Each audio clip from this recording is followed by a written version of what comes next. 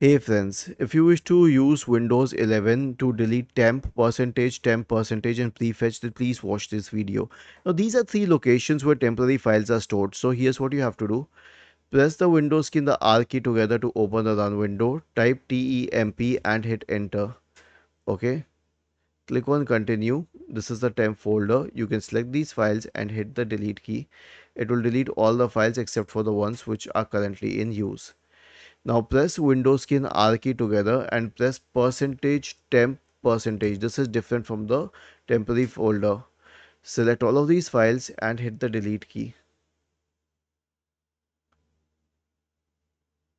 Okay, and then you can select cancel. And then press the Windows key and the R key together to open the run window. Type prefetch and hit enter, and then click on continue, and then delete these files.